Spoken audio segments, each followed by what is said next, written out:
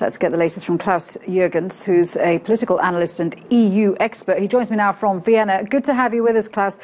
This ban on the two publishers in Germany is very interesting because Turkey has routinely accused Germany in the past of not doing enough to tackle PKK activities. So what do you make of this now? Well, thank you for having me. I think it is, on a sad subject, a very positive development. Turkey, for many, many years, decades, was asking European Union member states, including Germany, to do more to fight PKK activities on their soil, in particular money laundering, financing terror, refinancing it, exporting terror.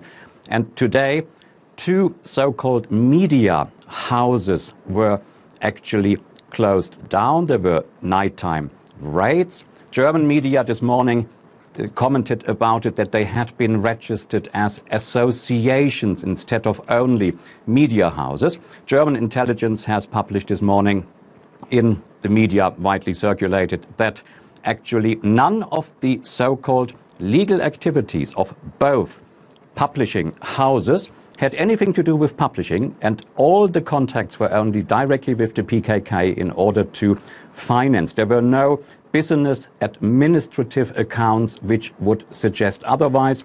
Both publishing houses, associations were closed down, and rightly so. It is a very welcome sign to not only show people in Turkey that Germany has understood that the PKK is not only technically speaking a banned terror organization, but is actually operating from German soil.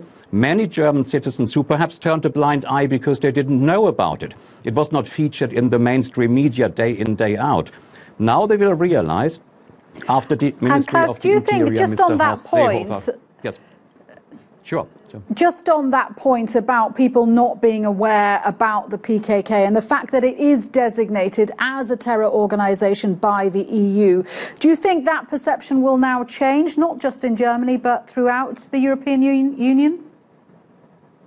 Yes, I shall hope so.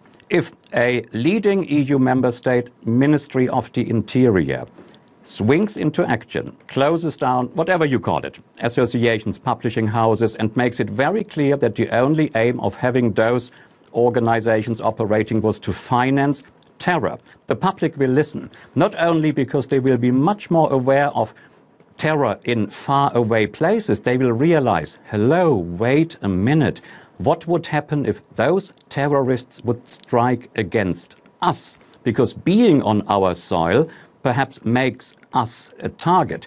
It will have huge implications, I hope, not only in Germany, in other countries, neighboring countries.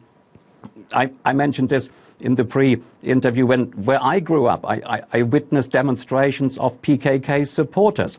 Only a short while ago, I watched one here from where I am speaking right now. These people are active.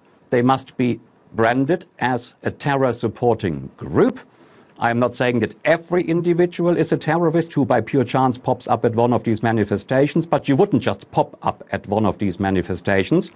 Now the government has a chance to say, look, we went this far and we will continue. Turkey will be very happy. I think it is very good for bilateral relations, but much, much more can be done, not only in Germany, but as you mentioned, in other European member states, and including in the United Kingdom, which is still a EU member state.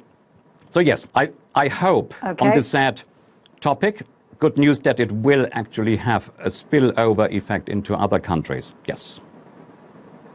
Klaus, thank you very much indeed for joining us. Klaus Jurgens in Vienna there.